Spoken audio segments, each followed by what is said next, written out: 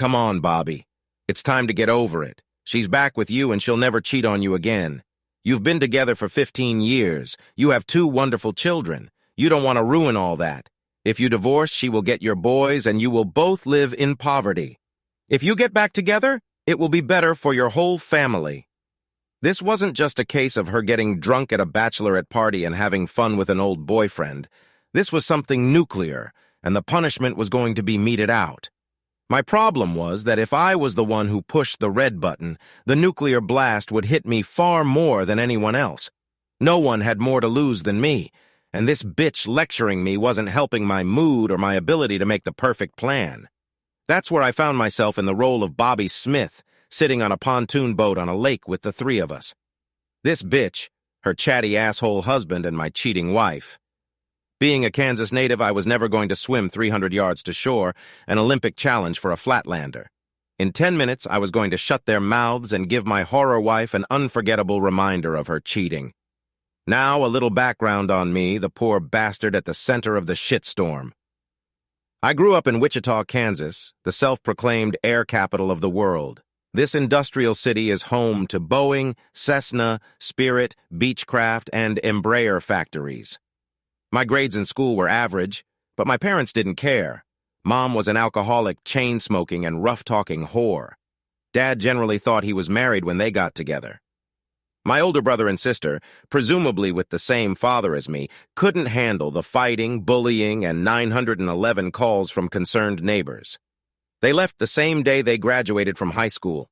They wished me luck and never looked back, afraid they would end up as witnesses in a murder trial. Teachers told me I was smart enough to get good grades, but I felt there was little sunshine in my future. At least I waited until the morning after graduation to leave home.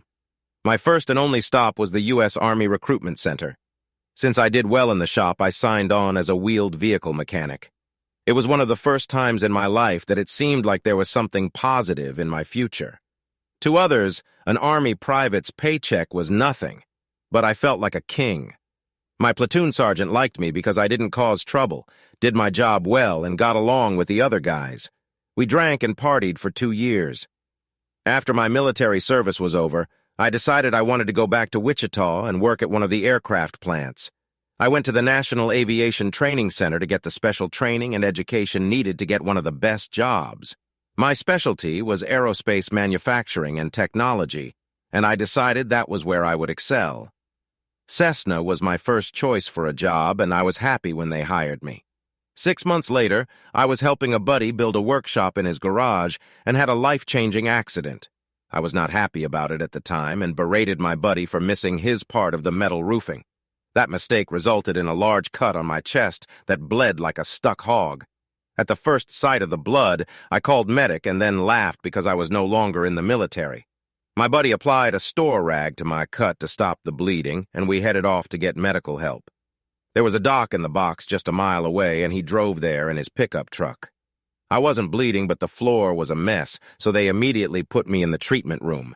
Not for my safety, but so they couldn't see the guy dripping blood all over the hall. What happened next changed my life forever. The most beautiful nurse that ever lived on Earth walked into my room. She was tall, well-built, with shoulder-length dark hair, and her smile lit up the entire room. Her name tag read, Nurse Ann. After looking at my jeans, work boots, and bloody t-shirt, she turned her gorgeous blue eyes to me and said with a smile, "I didn't realize that auditions for the television version of Jackass were being held today.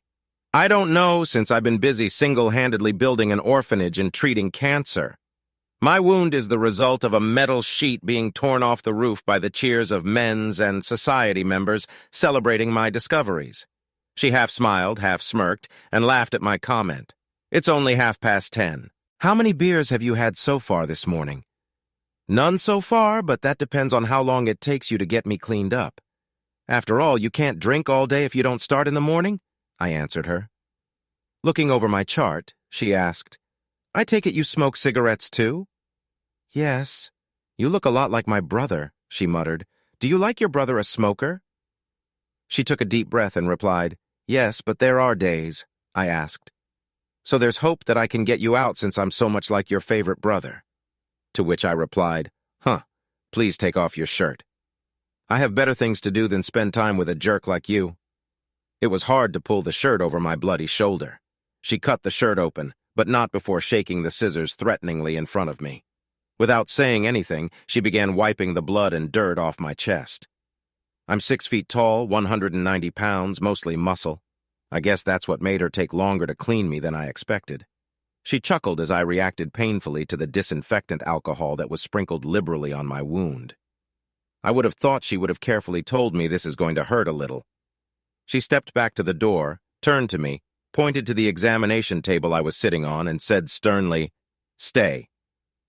Only for a second did I see her smile. A few minutes later, Nurse Ann and the doctor returned to the room. I read the worry on her face that I would continue to act obnoxious and embarrass her. If I wanted to get anything out of her, I needed to be a better patient. When answering questions, I would say, "Yes, sir, no, sir, no, sir, yes, doctor." I was pleasant and obedient no matter what they said. As the doctor scrutinized my wound, she stood right behind him. I winked my eye at her. She smiled. The doctor had Anne prepare a syringe to dull the pain while he gathered needles to stitch me up. After Anne put the bandage on, the doctor told me, "No strenuous activity, keep the wound clean, and make an appointment in a week for Anne to remove the stitches." Great! I was looking forward to seeing her. He laughed, she blushed, but I was happy. Smirking, he said to me, "We need this room cleaned in 3 minutes. Can I count on you to finish whatever you need to do in that time?" "Yes, sir," I said, but Anne didn't say anything back. She just smiled. "What time can I pick you up for dinner tonight?" I said with a smile. She thought for so long I thought it was going nowhere. Then she said, 7 o'clock tonight. She had a funny look on her face when she asked red pickup. "Yes. Gee," she said, and left the room. I headed home to get myself and my pickup cleaned up for the evening. I was wearing clean jeans, a fresh cotton shirt, and nice leather shoes. Anne would have been shocked and disappointed if I had worn anything better than that. Her outfit was identical to mine, only she looked much better in her skinny jeans. More men looked at her cotton shirt than mine. She knew how to work her legs so that a 1.7 woman could gracefully climb into a 3-4-ton pickup truck. After an initial period of awkward silence, the conversation continued throughout the evening. We both told stories of our lives. She was originally from a small town in southwest Kansas that I had never heard of. Her parents and brother farmed and ranched there. I rarely traveled outside of town, so I could only guess what was there. By the time we left the Mexican restaurant, it was getting dark. I asked her if she had seen the Guardian of the Plain statue on the rivers. She had no idea what I was talking about. So I took her to the confluence of the Big and Little Arkansas rivers. Where the two rivers meet in downtown Wichita, artist Black Bear Boson created a 44-foot-tall statue of the Keeper of the Plains. Native American lore tells of various tribes gathering at this location for powwows. In the 1870s and 80s, Chisholm trail drovers kept long horns here before live cattle were loaded and shipped to Chicago for slaughter. I knew this while visiting the Wichita Cow Slaughterhouse, which recreated the Wichita of the 1870s. It was an impressive place at night with spectacular lighting and a bridge over the rivers, symbolizing a bow and arrow. She had lived in Wichita for several years, but had never been here. We stood on the riverbank and admired the view and all the families that had come here for the night's event. I kept my eyes on the clock, and when it struck 944, I moved next to her and gave her a hug. She accepted the offer with a smirk and a wiggle. At 9:45 p.m., 7 bonfires in the river exploded with a huge rumble and 30 feet of gas flames shooting up into the air. This caused Anne to rush into my arms. She was shaking with surprise and fear until she felt me hold her tightly against my shoulder. She looked up at me and said, "You knew this was going to happen, didn't you?" "Yes. You don't have to scare me into holding you. Just ask and I'll gladly hug you," she said with a smirk. After that, we had our first kiss. When the firepot demonstration was over, we walked back to my pickup holding hands. I walked her to the door of her apartment, made sure no one else was in it, and turned to leave. "Do you want to stay for a while?" she asked timidly. Timidly, she asked. Timidly, she asked. "I want to stay here for as many years as you'll let me, but I think after our first date, I'd best get home and start looking at my calendar. I need to schedule all the times we can be together over the next month." Anne stepped toward me and wrapped her arms around me. Snuggling as close to me as she could, she said, "This was a special night for me. Be here tomorrow at 6:30 for dinner. The next night, I arrived at 6:30 p.m., carrying red roses for my new friend. She opened the door to show off a beautiful yellow dress, the color of the sun. She had a funny look on her face when she said, "These flowers are very nice, but I'm just leaving for a date with someone else. I don't want to be late. Could you please put them in water? Oh, and lock the door when you leave. Goodbye." Then she popped out the front door. I watched the flowers wilt in my hand. What had happened here? I found a vase, put water and flowers in it, and went to the door. When I opened the door, Anne was standing there laughing at the look on my face. "You tricked me with the pots on the river last night. I caught you today." "Are we even now?" "I guess so until next time," said I with embarrassment. She took my hand and said, "Come on in. I hope you like what I made for dinner." Before starting dinner, she offered me a choice of wine or beer. I chose beer. We laughed about last night and how much we enjoyed each other's company. We both knew where we would end up later that night. It was the room adjacent to the living room. A lamp was already glowing softly on the night table. It was hardly due to the fact that the cat was afraid of the dark. She was so nervous that she kept apologizing if I didn't like the food. Finally, I grabbed her hands and said, "Stop it. I like the food and the way you made it. Don't ever apologize unless I say I don't like it. But remember, if your hands touched it, I will like it, okay?" That made her feel a lot more confident and excited about my presence. We had a wonderful dinner, laughed a lot, and discussed the important things in life. For the next 3 months, we were together every night and all weekend. It was time for me to meet her parents, and I felt a little awkward as I had no family in my life. I felt like I was in an orphanage, so it could be an interesting weekend with her family who had lived on the same ranch for generations. The plan was to leave right after work on Friday afternoon and return to Wichita on Sunday night. Starting my pickup, I asked Anne for directions to her family's ranch. She replied, "Drive west from Wichita 2.5 hours to get to Wyatt, Earp Boulevard, and Dodge City. Drive west on Wyatt, Earp Boulevard until you reach El Capitan.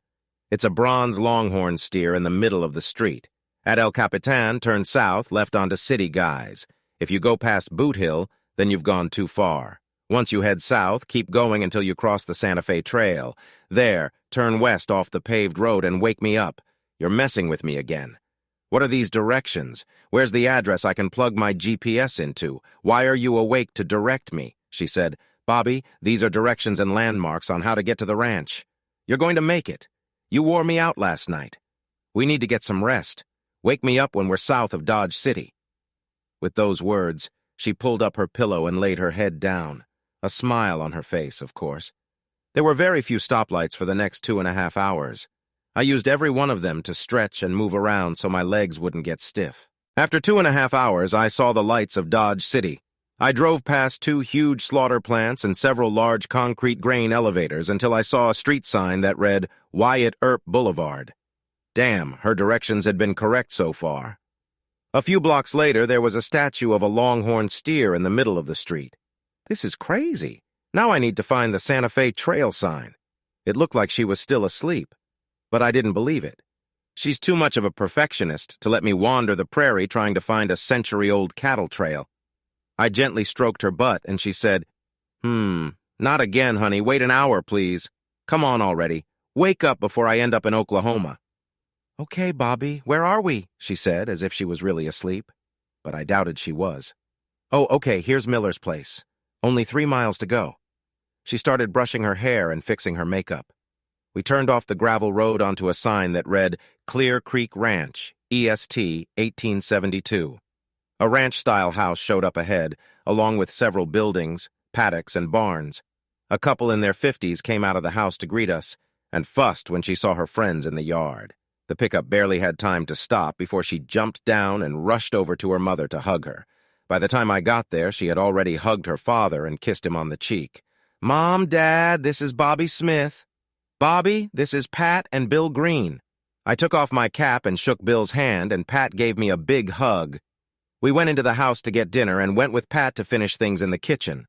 I, on the other hand, was left with the unenviable task of talking to the woman's father. Of all the women I had been with, I had never been around them long enough to get to know their parents. It was a new experience for me. Bill said, It's a long drive to Wichita. Would you like something to drink? Tea, water, beer, whiskey, or bourbon? Cold water followed by a cold beer would suit me just fine, sir. No need to call me sir, Bobby. To everyone here, I'm Bill. When Bill returned, he said, Ann's brother Gary isn't here today. He had to attend a cattlemen's meeting in Dodge. You will meet him tomorrow. Gary is unmarried and lives in a mobile home on one of the other ranches. Since I had nothing to offer in terms of family, I started asking questions about pictures and items in the family room. Bill turned out to be a walking, talking book on the history of Clear Creek Ranch. It was laid out by the Pat Carter family. They were cattle ranches, and they had one of the first brandings recorded in this county. Their branding was 2 C's, which were placed on the right thigh of an unlucky cow. The Cater and Green families had long resided in the area. There were pictures of old boys and girls hanging everywhere, and they were all related to Pat or Bill. Both Bill and Pat came from large families, so Ann had many cousins, nephews, and nieces. There were pictures of Wyatt Earp and his brothers, as well as Beth Masterson and Doc Holliday. These were real photos that the family had purchased at the time, not reproductions. Bill's grandfather was in several of these photos as a bystander. He had a receipt signed by Wyatt Earp for a pistol he bought from Earp after the marshal was convinced the bad guy wouldn't need it anymore. What interested me most was the collection of 1873 Winchester rifles in the gun box on the wall. This was the rifle that won the West. Their families used these rifles to shoot coyotes, rustlers, horse thieves, bandits, and Indian bands. It was more exciting than dinner, but Bill and I decided we would continue our journey into history later. If only we knew what was good for us. At dinner, I was able to listen to Pat Carter's family history, which coincided with Bill's family history. It was very interesting to hear this information about Ann's genealogy. It was getting late when Bill said he had to go to bed so he could get up early the next morning. This was the minefield, I feared. Where would I sleep? Was I being too presumptuous, thinking I would be sleeping with unmarried Ann? Anticipating the talk, I said, I'll go get my bags. That way the Greenies would decide where I would sleep. The problem was that they had not yet decided my fate when I returned. They ignored Bobby's question, so I stepped forward and said, Bill, isn't that the bunkhouse down by the barn? When I was a kid, I wanted to be a cowboy and sleep in the bunkhouse. Would you let me fulfill a childhood fantasy by letting me spend the night there? Pat objected. Oh, you can't sleep in that old place. The bed has noisy old iron springs and you won't get a good night's sleep. Maybe not, but I don't fulfill old fantasies so often. What time do you want me back in the house? Shaking her head, she replied, Breakfast starts at 8 a.m., I replied. See you then. Then picked up my bag and walked towards the lodge. Bill said, Let me show you the way. Bill and I commented on the beautiful sky studded with stars. Not much light pollution here. After we got inside the cabin, he showed me the quirks of the bathroom and said, Bobby, you don't have to stay here. You can stay with Ann if you want. Sir, I haven't earned the right to sleep with your daughter under your nose and your house. This room suits me just fine. I've stayed in much worse places while in the Army. This will suit me just fine. Bill smiled, shook my hand, and went back inside. Pat was right. The bed was awful, but I was tired and content with my life. There was no air conditioning in the room because here on the high plains, summer nights drop to 60 degrees, even though it's almost 100 degrees during the day. The windows and door were open to let in a fresh, cool breeze. I fell asleep quickly, but woke up to hearing a strange sound.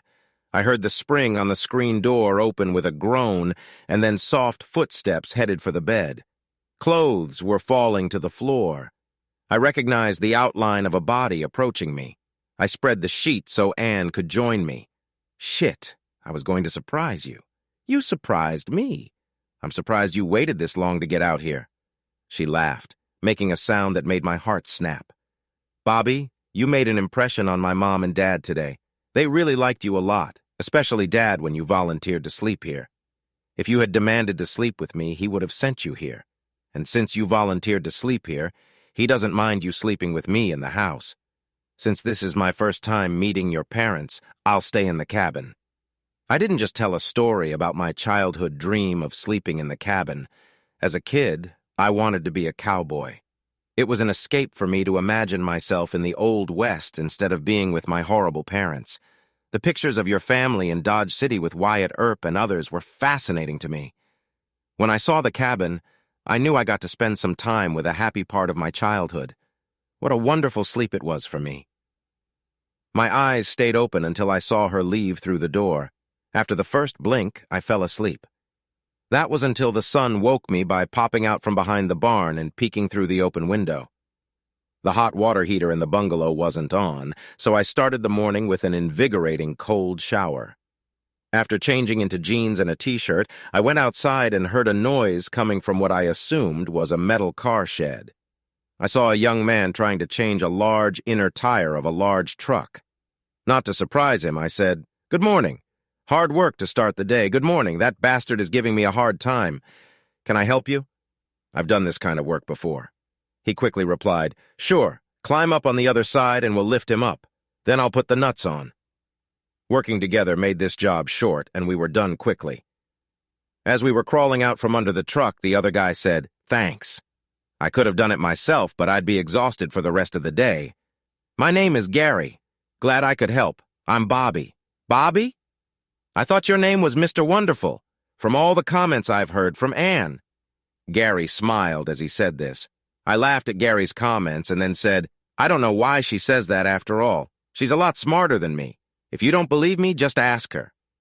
Gary laughed hard at that. He asked, "If you don't mind, can I ask you one more favor? I need to get this LN 8000 to the shop to repair the hydraulic elevator before harvest. Only on the condition that I get my ass back here in time for breakfast at 8 o'clock. Gary replied, "Fine. Do you want to drive my pickup or your own to Dodge? Why don't I drive that big car? Give me the address and I'll head into town. I'm sure you have other things you'd rather be doing than driving to the store early in the morning." I jumped in the cab, started the 300 GP diesel engine, drove out of the machine shed, and headed for Dodge City. During this process, I watched Gary as he was no doubt unsure of my ability to drive this beast. The radio was already tuned to a local Western music station, so I was able to soak up some local flavor during the ride. Gary left the farm later than I did, but we arrived at the repair shop almost at the same time. On the way home, he said, "Thanks for helping me out this morning. Otherwise, I would have had to call in some hired help. You really know how to drive like our Big Red. Where did you learn that?" "I spent 2 years in the Army as a wheeled car mechanic. We had to have a license to drive all the vehicles we repaired." "How do you use this truck?"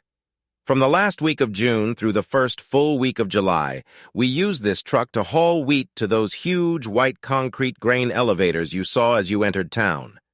We have to hire locals to drive the grain truck so Dad and I can keep the combines running, and takes time off work to help Mom cook and deliver meals to all the workers spread out over 10 miles. He continued, "Since Anne's going to be working here anyway, would you like to get a job with us as a grain truck driver? The pay is lousy, the cab has no air conditioning, it's about 100 degrees, we work 16 hours a day, but the food and sense of accomplishment is great. You say it's a great job. How can I resist?" And we both laughed. Gary wanted to know how airplanes were made, and I asked how to grow wheat. We got back to Clear Creek Ranch at 7:30 a.m., so I washed up in the bunkhouse and went to the main house. Everyone seemed to know that Gary and I had gone for a short walk. Bill asked, "I see you met Gary this morning. I'm surprised he let you ride into town in the Big Red. He takes great care of that truck. Only the most experienced driver can drive it during harvest time."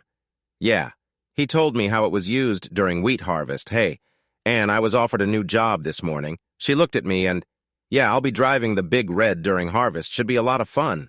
What do you think? Does it fit in with your plans?" She laughed and said, "So my brother told you that I would be here cooking and delivering food to the harvest workers. And you think you are so smart."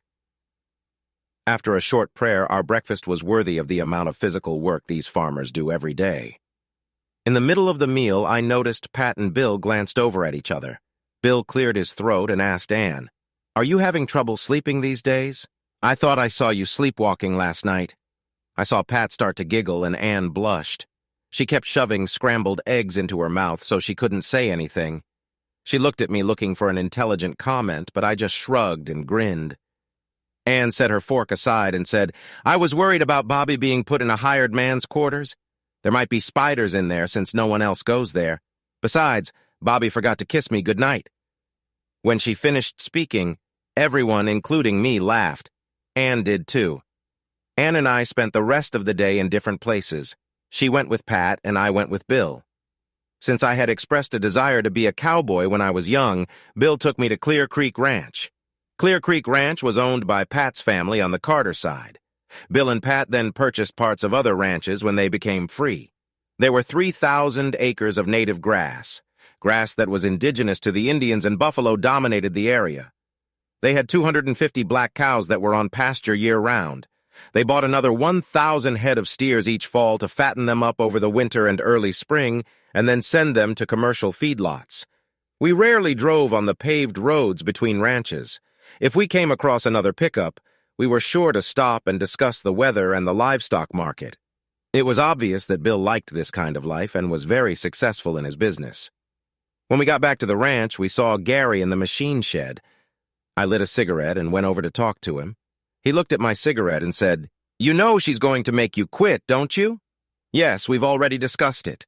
We are in the negotiation stage now." He asked, "And how is that supposed to work? My grandfather was in France during World War II and traded cigarettes for sex with French women. I'm using that as a guideline. Do you think it will work?" He smiled and said, "You don't stand a chance, pal. You're doomed. Since you have a full pack and I'm banned for life from buying any tobacco products, I need to smoke a cigarette from you." I was really starting to enjoy my time with Gary. A barbecue was planned for the evening at a neighbor's ranch. There was a huge grill set up in the backyard, and when we pulled up, it resembled an Indian campground because of the people crowding around and the smoke of the fire. The rancher provided delicious steaks, and all the women brought their best side dishes, including Ann. Games were organized for the young children, and a concrete slab left over from an old building swept away by the tornado became the dance floor. 3 generations of the same family could be on the dance floor at one time. I danced to slow numbers with Ann and went to the water tank filled with beer for the fast ones. Several young people kept her active during the fast songs, rocking her like a doll. When the songs changed from fast to slow, those would grab her and want to dance close and slow. Every time that happened, she would push them away and wave her index finger for me to come over and dance with her. It was a marvelous evening. We were all tired by the time we got back to Clear Creek Ranch. I kissed Ann goodnight and headed for the cabin. I could hear Pat and Bill giggling, teasing Ann for sleepwalking again. An hour later, I woke up to my cabin door slamming shut. I asked her, "Can you go back to your room or will you stay here with me? I'll stay with my man, as long as I can." Then she fell asleep in my arms. Early in the morning, Ann returned to the house without anyone noticing her. Breakfast was again at 8 a.m., and everyone around looked smug. No comment was made about how anyone had slept or if they had slept at all. On the breakfast menu were bacon and pancakes. I was served last, and everyone watched as a plate of pancakes was placed in front of me, along with a thick steak. Bill grinned and said, "I think you need this, son." Everyone but Gary laughed, but I'm sure he'll hear the story later. We attended Mass as a family. I was welcomed as a member of the family. From the way I was treated, I felt that this was the family I had always wanted to be a part of. An orphan who has found a family that loves and accepts him. Late that night, Ann and I headed back to Wichita with bags of food and wonderful thoughts of the weekend we had spent. The only thing we changed was that I moved into her apartment, another step toward becoming a permanent family. 3 weeks later, we returned to Clear Creek Ranch. Once again, we were greeted with open arms and welcoming smiles. As I carried my travel bag into the cabin, I laughed a lot. The old iron bed had been replaced with a new double bed with a mattress. Pretty curtains hung on the windows and the water heater was plugged in. On a small table was a vase of sunflowers and a note. "Welcome home, son." The main purpose of this trip was the chaos of harvesting wheat. For 2 weeks, farmers had been harvesting the crops planted the previous fall. There was a need to get the grain harvested before a thunderstorm destroyed the crop with hail and wind. Gary and I spent time on the logistics of moving the big red to the right fields at the right time. We were ready for harvest, and thanks to everyone's efforts, there were no major mechanical breakdowns. Everything went well, and all workers were safe, but eventually ran out of steam. At the end of July, we were able to return to Clear Creek. Friday evening, we spent with family. Saturday, I helped Bill and Gary clean and repair the equipment and machinery used to harvest wheat. After dinner, Anne told everyone that we were going on a night hike to see the Perseid meteor shower. Of course, I had no idea what we would be doing, but whatever it was, we would be doing it on horseback. Anne saddled her mare, and I was to get on Bill's mare. Anne saddled both horses, and we got on them and started walking down the driveway. After a mile, Anne stopped at the gate, got off her horse, opened the gate, and showed me to let both horses through. We followed the automobile trail through the grass. We stopped on a north-facing hillside and looked down at the pastoral view in the moonlight. There was no one around for miles. She opened the bedding behind the saddle, pulled out a fresh blanket, and spread it out for us to lie on.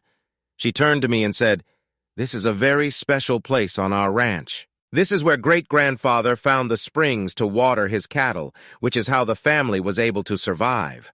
Water bubbled up from the springs in the rocks. My father drilled a pipe, and the water flowed into that water tank over there. The Indians thought this place was special, too. Even though great-grandfather owned the land, he never forbade the local Indians from coming here. 12 local cattlemen would take one fat steer to the small Indian camp once a year. They also hired some Indians to help round up the cattle in the fall and move them to winter pastures." She continued, "Tonight we will be watching the Perseid meteor shower, which occurs every July and August. As we lay here, we will be able to see 30 to 90 shooting stars. This is the perfect place, because there is no light pollution. I have been coming here for this spectacle at least once a year since I was born. My mom and dad also come here on horseback and talk about all the family members who have been here in the last 130 years. She said, "I told the family we were coming here so we could have a chance to be here alone. You're the first man I've ever brought here. Thank you for the honor. This is a really special place. I didn't plan it, but it's so much better than I could have imagined." We turned to face each other, sitting cross-legged, and taking her hands in mine, I said, "And Green, will you make me the happiest man in the world by marrying me?" She lunged at me like a snake attacking a dog on the prairie, fast and deadly. "I'll marry you. Bobby Smith, whenever but definitely forever, I will be your wife." As we lay cuddled together and looked up at the sky, contemplating what our lives would be like, she jumped up and shouted, "Look, I saw 1,000 stars, but not what she wanted me to see." So I stood behind her as she pointed to 2 unusually bright stars side by side. Below those stars was a U-shaped cloud. It was a giant-sized emoji smiley face and took it as the universe's approval of our engagement. After a few minutes, the clouds drifted farther away, but we stayed behind to enjoy the beautiful sight. "And would you excuse me for a moment, please?" She cast a curious glance at me. I stood up, walked over to my horse, opened my saddlebag, and pulled out a small box.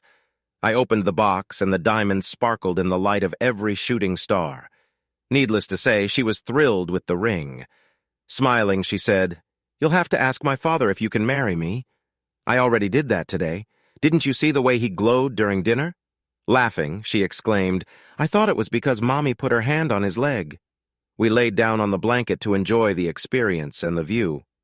After a while, she got up and said, "Shall we go freshen up?" She started to walk away, and I followed her. In the middle of the pasture was a cistern in with cool, clear water. She threw her leg over it and said, "Come in, the water is good." The water was clear, and the fresh water bubbling up from the ground was cold. Splashing the water with my fiancé was invigorating and refreshing. It didn't take long to determine that we were clean enough to put our clothes on. We held hands as we rode back to the barns. After the harness and horses were put away, she decided to spend the night with me in the cabin. Before breakfast, she extended her ring finger to anyone who looked that way. Mother shed tears of joy. Gary was happy for both of us. With the engagement began a months-long process of planning and thinking out the smallest details for a successful wedding. I felt sorry for Pat as my mom was not present for the planning and execution of the wedding. The wedding was held at the neighboring Greens Church. It wasn't a very large building, but there were many friends, neighbors, and relatives expected to be invited. I didn't bother to ask Bill how many steers he had to slaughter for the wedding dinner. Gary was my best man, and 3 buddies from work were my groomsmen. With Anne at the altar were 4 of her cousins. Bill had instructed that the guests be seated on either side of the aisle so as not to draw attention to my lack of relatives. The wedding went off without a hitch, and everyone had a great time. My work buddies enjoyed dancing with Ann and Gary's attractive cousins. 2 days later, we boarded the Amtrak Southwest Chief train in Dodge City and left at 5 to 6 a.m. for Santa Fe, New Mexico. The week we spent there was wonderful, both in and out of the hotel room. From there, we started living like any young married couple would. That was until that fateful Saturday afternoon a few years later when I received a call from the city police. Ann had been in a serious car accident and was in intensive care at the hospital. I called Bill as I was driving like crazy to the hospital. It wasn't fair of me, but I had no one else to talk to about it. The doctor told me she was in critical condition with severe damage to her heart and major organs. There was no brain damage yet. He said I could visit her briefly, just enough to let her know I was there for her and wanted her to live. She opened her eyes when I called her name. I told her that I was there for her and that her parents were on their way to see her. She grabbed my hand and wouldn't let go until the nurse made me leave. Pat and Bill arrived in record time 2 hours later. I got them into the room right away, even though it meant I would have to get out. All we had to do was wait and pray. The three of us rotated through the night so that someone would be by her side at all times.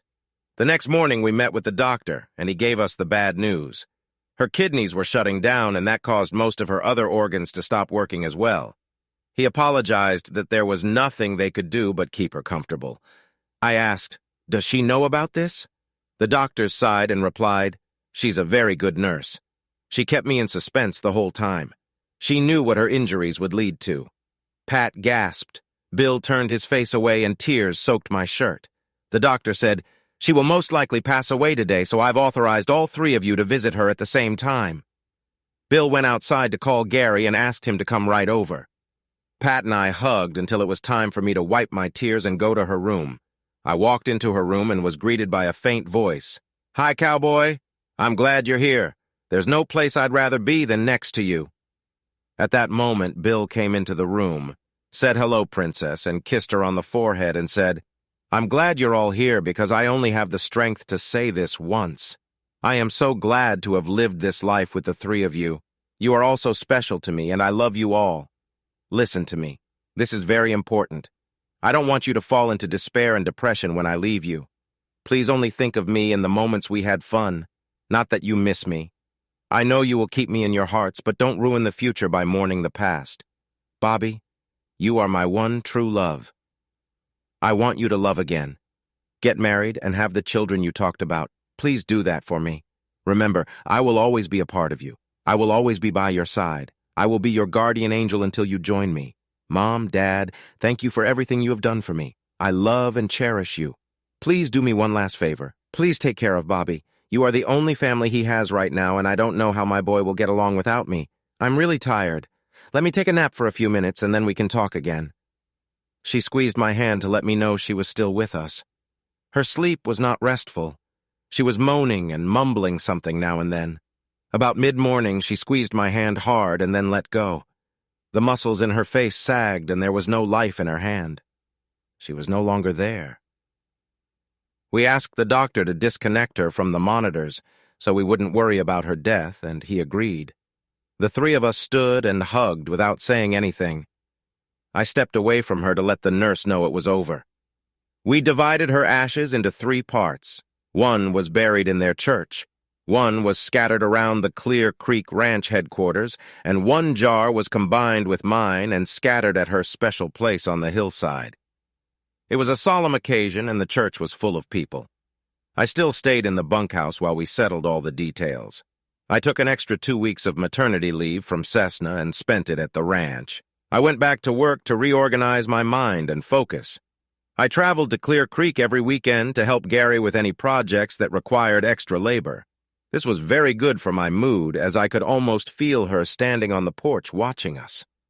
Most evenings I would go to a special place to sit and commune with the spirits that were listening to me. I became more and more involved in the Green family's social activities. Easter Sunday was celebrated in a special place, as it was the perfect place to watch the sunrise. I participated in Mother's Day and Father's Day celebrations with Pat, Bill, and Gary. There were several neighborhood barbecues that were fond memories. Gary asked me to join him and his friends for the first day of pheasant hunting in November. Gradually, I moved on, not because I wanted to, but because I needed to and wanted me to move on too. Christmas and Thanksgiving were hard on all of us, but by the end of the holidays, we were back to normal. Gary would come to Wichita every few months and we would go to parties. A year and a half after we said goodbye to Ann, Gary and I were at a bar and dancing a Western in Wichita. Two young ladies, stylishly dressed in short Western-style skirts and cowboy boots, walked past us and smiled. We set aside our glasses of stale beer and asked them to dance. Thanks to Ann's tentative prodding, I was now able to avoid embarrassing myself on the dance floor. Gary and I spent the next hour with Shelley and Kathy. Me with Kathy and Gary was Shelley. Kathy excused herself to go to the bathroom and Gary went to get a drink. Shelley put her arm around me and said, "Dance with me, please." Sure, and we went on stage to a slow song. Shelley said, "I don't like Gary," and Kathy says she doesn't mind being with him. "I know we just met, but can I spend more time with you? How can I say no thank you to a handsome blonde like you?" "Don't tell Kathy, but I preferred you anyway." It was Gary's turn to be the first to get the pretty girl in the couple, and that's how it worked out. Kathy laughed. "I lost to the guy with the biggest queue, didn't I?" "Yeah, but I'm better looking and a better dancer." We spent the next few hours talking, drinking, and dancing. I got her phone number and asked if we could have dinner Sunday night, and she agreed. Gary had a good time with Kathy, and they might get together the next time he was in Wichita. It was obvious that Kathy would not be traveling to Dodge City to see him. Shelley and I had a lot of fun that Sunday. It was a little frustrating when she asked how I knew Gary. I replied that he was my brother-in-law until my wife was killed in a car accident. He's a good buddy, and I go pheasant hunting with him every fall. She was sympathetic to my situation, and we never talked about it again. We went on our usual relationship path. We had a date in the middle of the week just to do something together. We had a regular date on Saturday night, dinner, a movie, and some dancing. Then we added a Sunday afternoon to drive around the neighborhood, talk, eat ice cream or something so simple but healthy. We enjoyed every second we spent with each other. It wasn't long before she moved in with me. She was now my love in my world. She didn't mind my week-long trips to Clear Creek to help harvest wheat and hunt pheasants. It even helped our relationship as we both realized how much we missed each other. We had so much in common that we quickly became a couple. She wanted to have at least 2 kids just like me. She wanted to have a nice house after marriage, as did I. Shelley worked in the accounting department of one of the hospitals. She had some education after high school, but not much. Everything was perfect in our world until one day I came home from work and she was sitting on the couch crying. "Please forgive me, Bobby. It was a mistake and I can't take it back. I'm so sorry, please forgive me." I didn't like her words. What did they mean? I was afraid I was going to lose another lover. I said, "I'll forgive you. Now tell me what horrible thing you did so I can kiss you and tell you it's okay." "No, you'll kick me out of the house. Please, I love you. Please stay with me." It took about 10 more minutes of sobbing over this inappropriate event before I just said, "That's enough. Tell me now or I'm leaving for the bar. Drunks have a better understanding of what they're talking about than you do. So tell me now. I'm pregnant, Bobby. I'm sorry we talked about waiting until we were married, buying a house, and getting settled. I messed up. Please forgive me. I was surprised because she was on the pill." Oh, well, apparently that didn't work. My hands went around her face and I pulled her to me and said, "I have 2 questions for you. Think before you answer. I'm not going to let you come back later and change your story. Are you ready?" "Yes," she sobbed. "Good, pay attention. Shelley, I love you so much. Will you marry me?" It took her a moment to realize what I had asked. Then she asked, "You're not mad at me for getting pregnant? Do you want to marry me?" "Oh, Bobby, I would love to marry you. Yeah. Thank you so much for not being angry with me for getting pregnant. I am very happy to ask you to marry me. I want to live with you and love you forever." Now, my next question, she stopped sobbing but continued to make funny wheezing noises. "Can we name our baby Carter? I just love that name, whether it's a boy or a girl." She put her arms around my neck and said, "I love that name too. We are going to have such a wonderful life with our baby boy." The next 2 months passed in a whirlwind of events surrounding the wedding and the birth of the baby. Everything she planned for both events was appropriate and affordable. There were no diva outbursts in our apartment. The only problem was her asshole sister, who always insisted that everything be done the way she wanted it done if she was in the same place. She told Shelley that I should spend 3 times my full monthly salary on her ring. I told Shelley that it was fine if we could move into her sister's house for 3 months and not have to pay rent, food, and car payments. Her sister Beth, a bitch, didn't think that was an acceptable solution. It didn't help that her husband Hal kept harassing me about how cheap I was and how great he was for paying 4 months' salary for Beth's ring. I know how he paid for the ring. He racked up a bunch of credit card purchases, including the ring, then filed for bankruptcy and walked away laughing about how smart he was. The only disappointment in the wedding was on her parents' part. They wanted a lavish celebration to impress their friends, but were very insistent that they not pay a dime for the event. So Shelley and I had the wedding we wanted for ourselves, not for anyone else. My best man was once again Gary Green. Pat and Bill were invited and enjoyed attending the event. I was very happy to see them. Our Carter was born on the 3rd of March and was a healthy, happy boy. Shelley was the perfect mom, knowing exactly what to do and when to do it. I just did what I was told, except I didn't need to be told how to hold, love, and care for him. In June, we brought Carter to Clear Creek Ranch in time for the beginning of the wheat harvest. I had made arrangements with Bill and Pat before we arrived. During the phone call, Pat had an emotional moment when I proudly said that our son was named Carter. Shelley had only met Bill and Pat for a brief moment at our wedding, so this was her first real visit to them in the ranch. The plan was for Shelley to return to Wichita the next day, and I stayed behind to help with the harvest. As we pulled up to the ranch, Pat almost ran over Bill and Sir Henry's dog to get to Carter. She hugged Shelley first and then carried Carter into the house. Although Shelley was a wonderful mother, she was ready for another woman to help with her son. Neither sister nor mother wanted to do anything but coo to the baby and then ask Shelley, "Do you have anything to eat or drink?" Pat did a good job of not overstepping the maternal boundaries that women set when caring for children. Pat fed Carter and rocked him, waiting for him to fall asleep. Taking this opportunity, Shelley asked me, "Can we go for a walk?" "Sure," I replied, wondering if something was wrong. Shelley took my hand and said, "I just want to go for a walk with you. You and me just by ourselves. I love my son, but I like spending time with his daddy." She continued, "Pat is just fascinated by Carter. You'd think he was her own grandson. In fact, it's her only grandson if you count that I'm still her son-in-law. I consider her as close a mother as I've ever had. She and Bill treat me like a son, and I love them like parents. Their daughter is no longer in my life, but I am in their lives, and they are in mine. Of course, our relationship is my first priority. I hope you are not concerned about my relationship with them." A couple steps later, she said, "I think you keep things in balance." We walked for about an hour, and then Mom's alarm clock went off and we went back into the house. All was quiet as Carter was asleep and Pat was working in the kitchen. Bill and I went to meet Gary and discuss what fields we would start combining the next morning.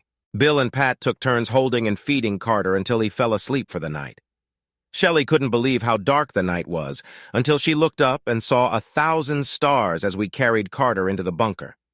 We were surprised to see a brand new baby bed in the room. It had a blue blanket on it with boots, saddle, and horses for our little cowboy. It was a message that Carter could come visit them any time. Shelley came back to our house after lunch. She had planned to leave after breakfast, but she and Pat started chatting and the time flew by. I stayed at the ranch for a week, and then Gary drove me back to Wichita when I went to the John Deere dealer for parts. 2 years passed, and Shelley gave birth to our second son, Tyler. Pat came and stayed with us for a few days to happily take care of Carter while Shelley was with Tyler. As the boys got older, we started spending more time at the ranch. They were old enough to ride horses and understand the old cowboy stories Grandpa Bill told. The 6 of us went to Boot Hill, where they rode in a horse-drawn wagon, watched a gunfight on Front Street, and drank sarsaparilla at the Long Branch Saloon. We took the boys to a pasture west of Dodge City so they could see that the wagon routes on the Santa Fe Trail still spooked the land. They loved living surrounded by cowboy history. Every summer we let the boys stay for a week or two. They made friends with the neighborhood kids and rode their horses to visit each other. Pat and Bill took them to Sunday school, and that increased their circle of friends. The more they stayed on the ranch, the more they wanted to go back there. When they were 10 and 12 years old, they wanted to spend all summer at the ranch. We compromised and let them spend the month of July there after the harvest. By then, Shelley was tired of life on the ranch. It was fun at first, but it was hard work and not as much fun. The whole month the boys were at the ranch. She wanted to dance and have fun every night. She was approaching the magical 40 mark and wanted to imagine turning back time. She went back to work and had a group of young women with whom she socialized. That fall, I took Carter with me on my annual pheasant hunt for the first time. He had never seen a ring-necked pheasant and was looking forward to joining his friends. There were 10 people in our hunting group. 8 men walked the field to get the birds up, and 2 at the far end blocked the field for the birds to take off in front of the shooters. The boys walked beside and behind their fathers. After lunch, the boys were taught how to clean and dress the birds. Each boy made a headdress of long, colorful tail feathers to wear in the evening. That evening, we ate about a third of the birds and the rest were frozen and taken home. Carter brought home some beautiful feathers for his mom to put in an arrangement. Shelley was not impressed, and the feathers disappeared, much to Carter's disappointment. The next summer, the boys decided to spend the entire summer at the ranch. They told Shelley and me that we could come anytime we wanted. Shelley didn't like this plan. She wanted the boys to stay in Wichita, but she didn't feel the need to spend much time with them. She worked during the day and went out with friends a few times a week. She would be out the door at 7:30 in the morning and might not get home by the time they went to bed. So you can understand their frustration with the situation. Shelley and I had some disagreements about her not being home. I had no reason not to trust her when she was out with her friends, but I didn't feel she should spend all that time with those particular friends. Pat called me when Bill was driving her and Gary to Wichita. I realized she was upset, and then she told me that Gary was very sick. All his life he had been plagued by kidney stones. His constant smoking was exacerbating the problem. It got to the point where he developed end-stage renal disease and needed a kidney transplant. I learned that he had been on the list for some time to receive a new kidney, but none of them were a good fit. I knew he had this problem, but he didn't give the appearance that it was life-threatening. They wanted to meet with me when they got into town. I went to their doctor's office and asked to see if I could be a donor for Gary Green. The next few days were very stressful for the family. The boys were very concerned about Gary's uncle. Finally, as Gary's condition worsened, they decided that I was the perfect match for him. The transfer was scheduled for the next morning. I visited Gary that evening, and he was overwhelmed with the opportunity to receive the transplant and get on with his life. He thanked me profusely, and I told him that it proved that we were siblings, even though we had different parents. Early the next morning, we were taken to our neighboring operating rooms. I told him, "I'll see you on the other side," as we were separated. Unbeknownst to me, when Gary was brought into the operating room, his heart had stopped, and the doctors were unable to restart it. My surgeon had already made the first incision to remove my kidney when he was informed that the surgery was canceled. When I woke up, Pat and Bill were in my room, and I asked, "Is Gary's surgery complete?" Pat started crying, and Bill stood up, took my hand, and said, "Gary died of a heart attack on the operating table." The doctor said there was nothing they could do because his kidneys had stopped functioning. The water entering his lungs and heart was the final blow. We all cried until a nurse came in to give me sleeping pills. On a bright sunny day, the entire ranch for miles attended Gary's funeral. Shelley, the boys, and I sat with the family in the front pew. Shelley took the boys home, and I stayed at the ranch recovering from an aborted surgery. Gary was getting ready to take over the ranch, so Bill had to do more work. I was going to spend most weekends at the ranch to help him. Shelley didn't like this decision, as she wanted to maintain her social life with her friends, rather than take care of 2 active boys. We disagreed, but did not get into critical arguments. One afternoon, she came home from work and was as happy as a schoolgirl. She had been appointed to represent her department on the employees' committee at work. No extra pay, but prestige and a chance to do something else. The hospital had a connection with a famous soccer player who was to come to the hospital to lead a fundraiser to build a new pediatric wing. Since Lance Belton regularly traveled to Wichita to service his Cessna Citation airplane, his agent agreed to have Lance speak and encourage donors to donate to the hospital. Belton was a receiver for the Oakland Raiders and had a reputation for being a dirty player. Of course, every Kansas City Chiefs fan in town thought so too. At the luncheon, Shelley happened to sit at the head table with Belton. She was also in the group that took him from room to room in the hospital to visit his children. Since his citation was on the Cessna runway, I went to where his plane was departing for Los Angeles. I saw Shelley and her friends canoodling with Lance, and he was enjoying it, kissing and hugging all of her friends. I tried to get closer but wasn't allowed as the jet engines were ready to start and people were being pulled back. Lance hugged Shelley and gave her a non-thanks for showing me around kiss. He took her hand and started pulling her toward the airplane. She resisted, but her girlfriend pushed her forward all the way to the airplane ramp. The door closed and the engines roared to life. There was no way I could get to the plane, so I called her on my cell phone. She answered and said, "Hi, honey. Guess who's flying to Los Angeles for dinner tonight? The plane has to be in St. Louis tomorrow, so I'll be dropped off on the way back to my next stop.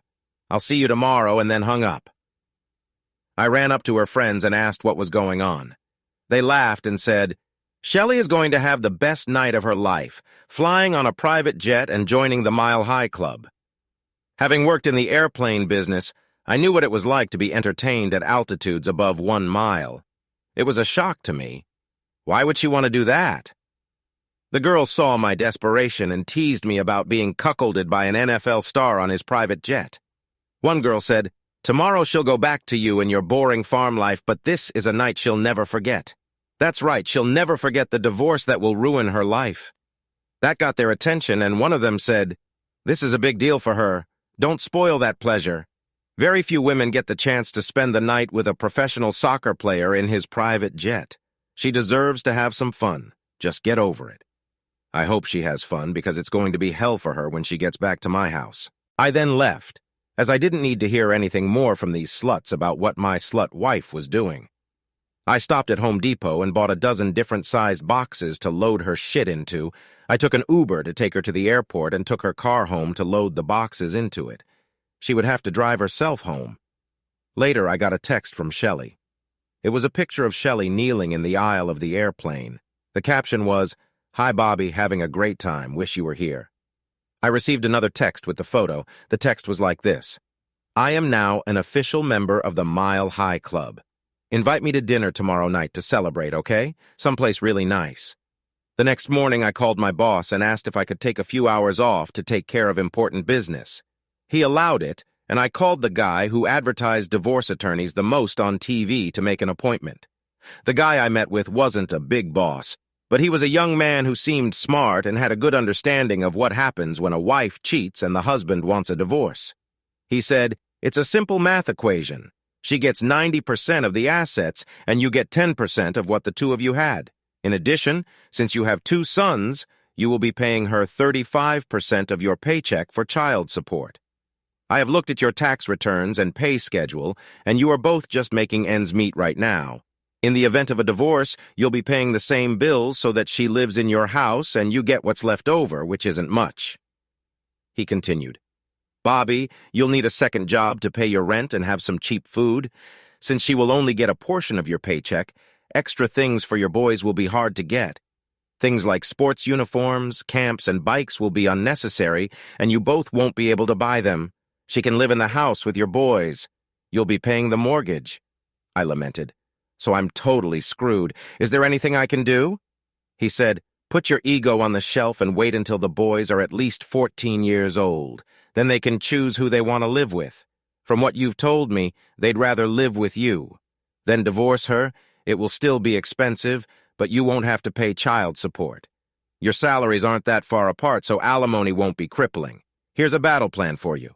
Don't yell, scream, or threaten her. That will only strengthen her position in court. Buy a small tape recorder and record every meaningful conversation you can. You can kick her out of the house for a few days, but she has rights to the house. She can return to it by court order, so don't lock her out. Do not engage with her until she has undergone a full and humiliating battery of STD tests." Continuing, he said, using history as an example, "If she cheated now, she will definitely cheat again. We will use that to our advantage. You cannot use cheating as a reason for divorce. However, if she wants to get back with you, demand a prenuptial agreement stating that anyone who cheats, including you, will get nothing in the divorce and will have custody of the boys. Now you have 2 ways out of this mess. Neither of them will be quick or easy. I'll work with you on any specific clauses you want to include in the agreement if that's the route you take. You have to walk a fine line to make it sound like you don't want her back, but at the same time, we'll let her come back with a post-nuptial agreement. So be careful. If she gets a good lawyer because you pissed her off, you could be in a difficult position for a few years, so be careful. If she decides she doesn't want to go back to you, you'll be giving me and her most of your paycheck for years." My first thought was, thank you for doing nothing. Now, my main goal in life was to protect my boys from becoming victims of the divorce war. I had to do everything I could to get custody of them. Their mother was a whore, and I had to get them away from that selfish bitch. If I had to play the role of the smug, cuckold, and husband, I would do it for the short term. It wasn't what I wanted, but it was the only thing I could do to rid them of her. As I cooled down, I realized I would take his advice, but only after I told her how much she had hurt me. I loved her, and she did this to me. Last night, I was tempted to destroy everything of value that belonged to her. It's a good thing I didn't. I swore she would be destroyed, but I had to hold my horses. In basic training in the Army, we were taught that the greatest test of patience is to wait until the enemy is unknowingly in ambush range before opening fire. I needed to make 2 ambush plans, as Lance's wife Lance would be ambushed as well. I got home from work a little before she arrived. As soon as she walked in the door, she got angry and asked, "Why did you run my car home instead of coming to meet me? Didn't you get my messages?" It was very difficult for me to get home, and I don't appreciate it. I turned off my phone so I wouldn't get nasty messages. "Come sit with me and tell me about your trip." I moved to a padded chair so she couldn't sit next to me. She said cheerfully, "It was a great trip. The takeoff was fast and hot. We gained altitude very quickly. The pilot was flying south of Denver, so I was able to see both the sunset over the Rocky Mountains and the lights of Denver. It was breathtaking to watch the land go by. I had a great time. You're going to like Lance. He's a great guy. I was talking to your club girlfriends, and they told me you were going to become a member of the Mile High Club during this flight. Did you become a member?" Her face froze for a second as she thought of what to say. She asked, "What is the Mile High Club?" "You know, it's a club one joins after doing it in an airplane at an altitude of more than 1 mile. So, you're a member of that club now?" Stammering, she replied, "Oh God, no. Lance was a real gentleman. He knew I was married to a fine man and wouldn't cheat on him. Why did your friends tell me you were going to join the Mile High Club and you said you didn't know what it was?" Gathering her thoughts, she replied, "I don't know why they said that. Nothing like that ever happened. So you didn't have sex with Lance?"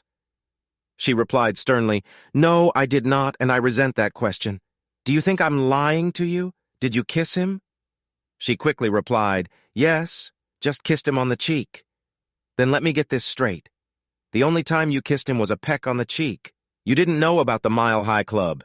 You didn't plan to have fun with an NFL star on his private jet when you flew to Los Angeles. You did not have sex with him or anyone else during any of the airplane rides. Is that correct?" She sat up straight and said, "It's true. I'm not lying to you. I love you and I resent you doubting me. I'm sorry, darling. Instead of doubting your honesty, let's look at the pictures sent to me from your cell phone." A concerned expression appeared on her face, and she tried to get up to go into hiding when I said, "Here, dear, is a picture of you and Gentleman Lance. Or isn't that you in the picture?" With the blood draining from her face, she said, "Oh my God, where did you get that? Oh, Bobby, I'm so sorry. It's just awful." She fell to the floor in a puddle, sobbing and sobbing. I sat still as a rock, letting her realize the implications. Between sobs, she said, "You weren't supposed to get those pictures. They are only meant for me as a reminder of an unforgettable evening. He must have used my phone to send them to you. I didn't text you those awful things. That's even worse, isn't it, Shell? You're a cuckold and you keep the memorabilia. You treat me like just another dumb husband who adores his wife even though she was having fun with some guy she just met. What a sad situation for both of us. Don't you love me anymore? Am I such a bad lover that you are doing this to our marriage?"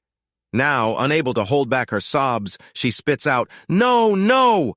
It wasn't like that at all. It was my exciting adventure. It wasn't about cuckolding you or humiliating you. I was just doing something exciting, and it had nothing to do with our marriage. Well, then, your marriage will be disconnected as a result of your great adventure. When the airplane door slammed shut, it closed our marriage and our family. She cried, "Our marriage should not suffer. I know I made a mistake, and I will never do it again. We can get through this. We just have to love each other enough to save it." Standing up, I said, "I don't know how we're going to do this. Your clothes are already in the car. You and I can't be together right now. You need to go somewhere for a few days until we figure out what's next. Honestly, I can't stand the sight of you right now. Please go away. But this is my home too, she sobbed. Yes, it's your home too. But if you want to save your marriage, you'd better leave for a few days. If you don't, with the mood I'm in, I'm going straight to a lawyer to get a divorce. I'm giving myself a chance to cool off. If you want a divorce, then let's get dueling lawyers lined up against each other for a bloodbath. Bobby, I have nowhere to go. I don't want a divorce. I want to stay with you. I'll never do anything like that again.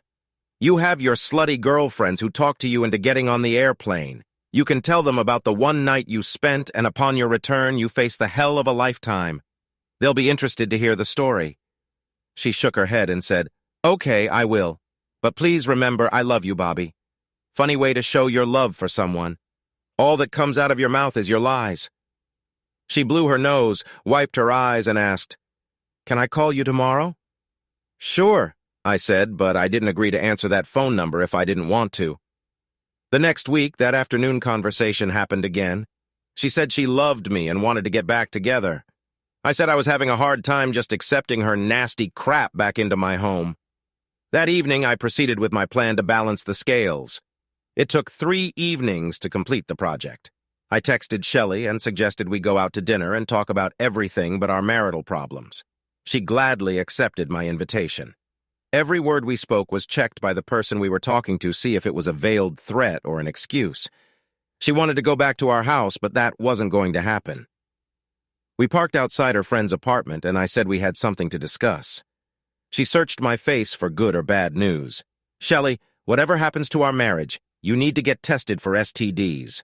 For the sake of your health and taking care of the boys, she replied. That won't be necessary since both boys have been good, clean men. I'm not going to trust our son's health to your opinion of good, clean guys. If you don't pass the test, I'll get a restraining order to keep you away from them. She took it as concern for our boys, not humiliation. Although that was exactly what I had planned. Since you told me nothing but lies about your airplane ride, I want to see the results of those tests.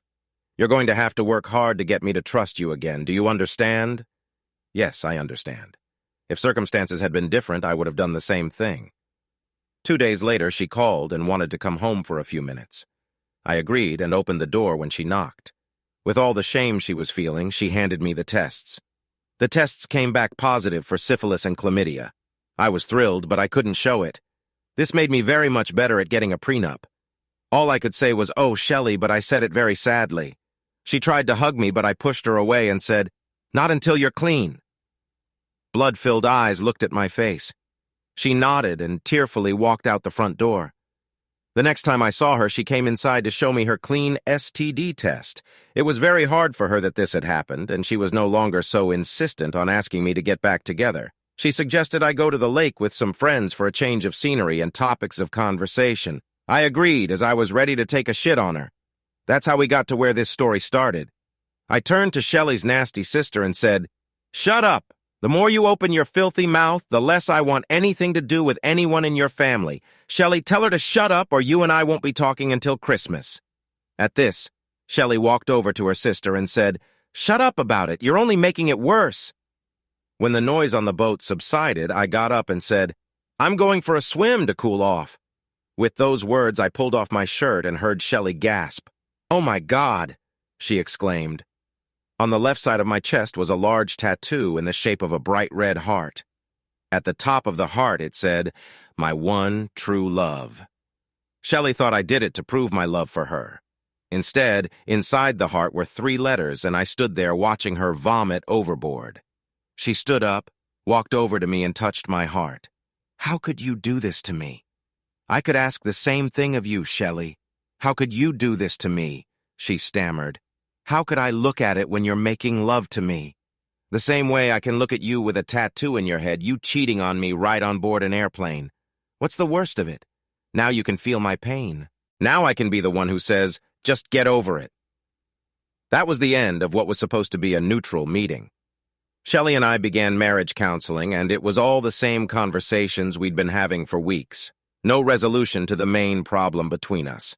She now has a clean bill of health and wants to move back into the house. I told her I agree, but we need to get a prenup so we are clear on what we expect from each other. I met with a lawyer and laid out my demands to him. My wording was, in exchange for Bobby not filing for divorce because of Shelley's infidelity with Lance Belton and others, Shelley agrees to the following.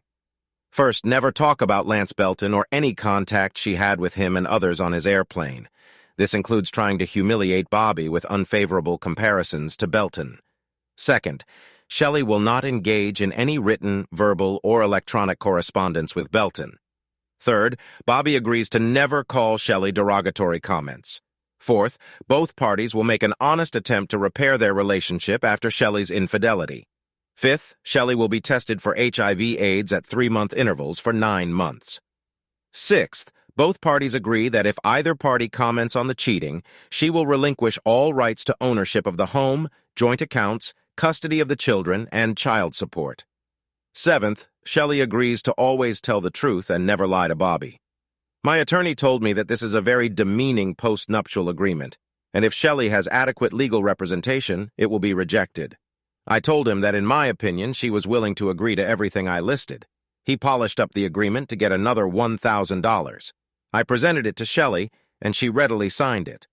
I could have included a clause in the contract that she would not socialize with her promiscuous friends. I didn't, because I wanted to give her a chance to cheat on me again, and then I would cut her out of my life. She wouldn't have the opportunity to turn my sons against me. She was glad I helped her move her things into the house. There are only 3 bedrooms in our house, and the boys each have a bedroom. A dilemma arose as to how we should sleep. We wanted to present ourselves in a good light to the boys, but I didn't want to sleep next to her.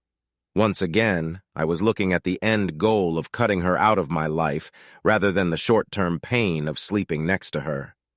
I hoped that my Anne tattoo on my chest would prevent any contact with me. I would leave Friday night for Clear Creek and return home Monday morning, which eliminated 3 of the 7 nights with her. The remaining 4 nights I had to endure. I turned her down, saying, "Not yet, let's take it one step at a time. Let time help us heal from this," I lied. One morning I needed to deliver a part to an airplane undergoing maintenance on the airfield, and I saw it. It was Lance's asshole airplane. I walked over and talked to some guys I knew in that hangar. They confirmed that it was his airplane, and he was in it. I decided to call the plane late that night and see what I could do to make his life, or what was left of it, miserable. I knew I couldn't handle him as man to man, or even as a man with a heavy wrench with a man. He was a big, strong man. Thoughts of shooting him were disrupting an airplane landing crossed my mind, but I would miss my boys sitting in jail. Still unable to come up with a plan, I returned to the hangar at 9 p.m. to see if there were any weaknesses I could exploit. I was surprised to see a light in the cabin, but the door was bolted shut. I found a rolling ladder and squeezed in close enough to see what was going on in the cabin. There he was, sitting at his computer. Now I had a plan. I videotaped what I saw and went straight to the police station. They were fully armed and called a judge to get a search warrant that same evening. I went with them on the raid to show them where his plane was and how to get close to it without him noticing them. When the police were on the scene, I backed off as I didn't want him to know I was involved. The police pounced on him from all sides. 2 police officers on a rolling ladder videotaped his computer before ripping the cabin door off. He resisted, but a couple stun blows with a stun gun and he went quiet. They confiscated the computer and took him to jail. It was all over the news, and I know Shelley saw it but never commented. She asked me about being near his airplane that night when I was working late. I shrugged and she said, "I hope Lance rots in hell. Me too." Since he had his own airplane and plenty of money to flee the country, he couldn't go free. It's not easy for perverts like him to make friends in prison. Influenced by Shelley's wharf friends as well as my rejection, it wasn't long before she was caught cheating again. Not a soccer hero, not a TV star, just a horny bartender who got her drunk on alcohol. He was joined by a few guys, and somehow the video got on the net. She had to go back to the clinic to get rid of her STDs again. My attorney had assessed her correctly. She was going to cheat again, and now I had her on my radar. After I showed Shelley the video, she collapsed in her chair. I didn't need to say anything, I told her. Call your wharf friends and have them come and get your shit out of my house. The next day, 3 women showed up to help Shelley move the stuff out. I didn't want to miss this outcome. Plus, I didn't trust them not to take and destroy my stuff. I was the center of their smug anger. The bleach blonde growled, You'd have to be the biggest jerk in the world to push a woman who loves you out into the street. Laughing, I said, she got the opportunity to entertain someone else however she wanted, but she promised not to. She knew the rules, and she screwed up her marriage. Now she has to deal with the consequences. At the airport, you told me, get over it. That's how I'm going to get over it. By kicking her ass out of my life and out of my marriage, a disgruntled expression appeared on her face because she knew I was right. We were to meet at my attorney's office to sign the divorce, gift, and custody papers. Shelley had brought her attorney with her to contest everything we had already signed. He ranted, huffed, puffed, and exclaimed, "This post-nuptial agreement is an outrage. It's just a humiliating tirade by a bitter, vindictive man. It's worthless." My lawyer looked at me and then said, "You are right. This agreement is demeaning to both sides. It is disgusting and offensive, but as disgusting as it is, it's still legal. That's what you and I do every day. Take something shameful and disgusting and make it legal. So let's get it over with." I left the meeting and Shelley sobbed and wailed in the conference room. "My house, my children, my marriage. Please don't take all of this away from me. I won't have anything left. Please, I'm begging you. Please." That's probably the last I'll hear from her. I hope so. Carter and Tyler started talking to me about moving permanently to Clear Creek. I wasn't opposed to it, but I needed to talk to Pat and Bill first. Shelley disappeared from my life, and I took the boys to Clear Creek on Friday night. I told Pat and Bill the whole story and the fact that we were now divorced. They were very disappointed in Shelley, but were glad that their 3 boys were not badly hurt. That's right. We were now their 3 boys. As we drove through the pastures, Bill and I discussed that we would move to a cabin and I would become a Clear Creek employee. Bill smiled as well. He said, "Interesting that you bring that up. Pat and I have discussed it before and have been meaning to talk to you about it. We'd be glad to have you 3 guys stay at the ranch." We shook hands and continued our conversation. The next afternoon, I was particularly dirty after working at the store, and Pat came out to check on me. I was holding my shirt under the water faucet to clean it and make it cooler when she walked into the store. She stopped for a moment, stared at me, and silently started walking toward me. Stopping about a meter away from me, she placed her hand on my tattoo. The one tattoo that proclaimed that her daughter was my one and only love. She hugged me, sweaty, smelling of perfume. She said softly, "She was so lucky to have a man who loved her so much. Yes, I did love her, and I miss her very much." She turned and walked back into the house, holding a tissue to her eyes. When the boys were out of school, we sold the house in Wichita and moved into the bunker. Both boys had their own rooms, and the 3rd room became a TV family room. We didn't need a kitchen since Pat did the cooking. Shelley kept in touch with the boys via email and phone calls. I had absolutely no contact with her. Carter was old enough to drive with a limited license to run farm errands. It was amazing how many places he could find to run farm errands. Both boys enjoyed interacting with the neighborhood kids. Amber Reynolds' name seemed to come up in conversations about where Carter went and who he was with. I asked him, "Do you know her parents?" He replied, "Yeah, she's one of my teachers, and her dad was a veterinarian but died 2 years ago, and her mom is awesome." It was an encyclopedia of information gleaned from Carter. Toward the end of the summer, the neighborhood ranchers had their annual barbecue. I knew most of the ranchers now, so I felt at home at the party. Standing by the beer tank, I saw a woman looking the other way, whom I mistook for Anne. It couldn't have been her, but she looked just like her. I started to move towards her, and she turned, saw me, and smiled. I smiled back and realized she was of Hispanic descent and definitely not an clone. Someone touched her arm, and she turned to speak to him. I walked away, glad I hadn't embarrassed myself. A short time later, Carter and Amber asked me to stop by their house and meet her mother, Emily. I readily agreed. It turned out that the Hispanic woman was Amber's mother. Up close, she was a very pretty woman with facial features similar to Anne's.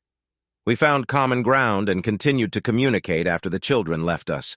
We even danced together a few times.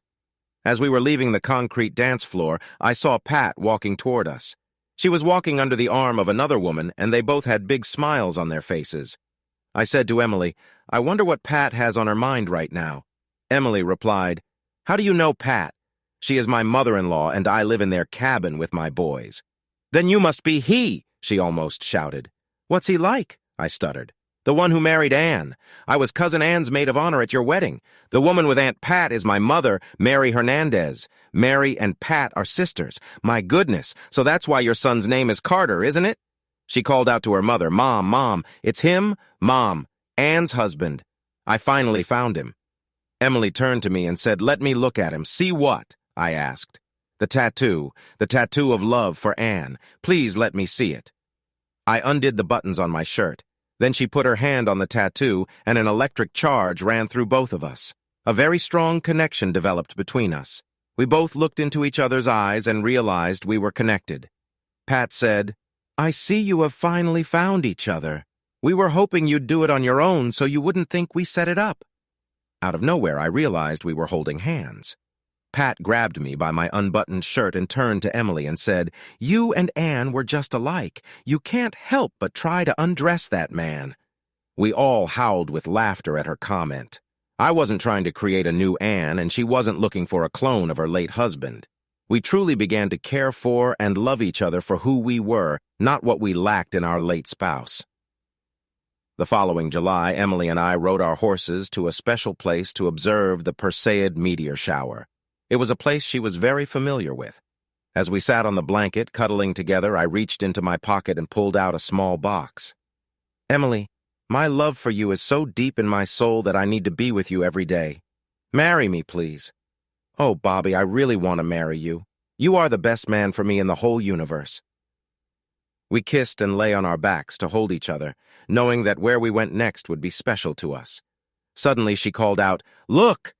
It was again the first time I had seen it since I proposed to Anne. 2 stars in a cloud smiling broadly. Epilogue.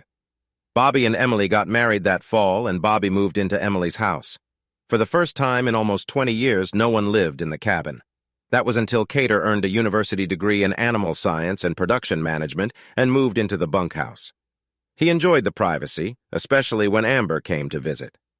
A year later, Carter and Amber reunited the Smith and Carter families.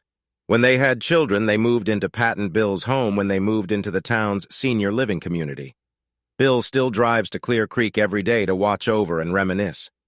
Tyler comes to the ranch for wheat harvesting, pheasant hunting, and the holidays. He has a girlfriend with whom he lives in Kansas City, where they both have jobs. Bill and Pat have provided funds for their 2 grandsons to pursue higher education. Both boys will visit their mother for holidays and birthdays. She married a man who retired from the U.S. Post Office. The boys believe she is happy now. Lance Belton pleaded guilty in lieu of trial because he did not want the investigation into his criminal activities to continue. He was sentenced to 12 years in a place he didn't like. Pat and Bill transferred their interests in Clear Creek Ranch, Inc., Bobby, Carter, and Tyler, 33.3% each. Clear Creek pays Bill a consultant's fee to meet all of their nursing home needs. Bobby and Emily are completely in love with each other and the way their lives have turned out. They have both been through pain and grief, but they have found a way to push it aside. Bobby's tattoo didn't discourage Emily. Even though he had her cousin's name on his chest, she happily tells her friends that she's tried to ignore it 1,000 times over the years with Bobby, but it doesn't embarrass her one bit.